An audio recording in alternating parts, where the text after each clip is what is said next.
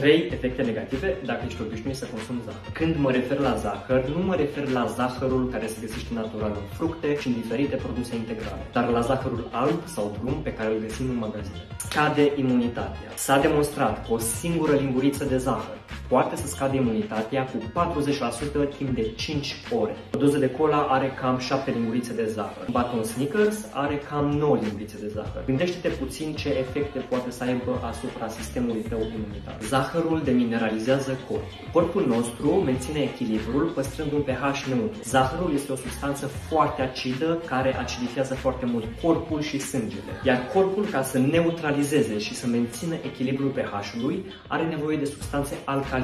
Corpul o să-și extragă aceste minerale și substanțe alcaline, cum este magneziul și calciul, din țesutul osos și le va pune în circulație ca să poată să neutralizeze balanța pH-ului. Chestia asta este un stres foarte mare pentru corpul tău și în timp te va demineraliza. Alte efecte negative: dereglează microbiomul nostru intestinal, face să poftim mai mult dulce, ne agită mental și emoțional și este un factor de risc precum bolile cardiovasculare, Alzheimer sau diabet zaharat de tipul 2. Dacă dorești alternative mai sănătoase, te rog să citești descrierea.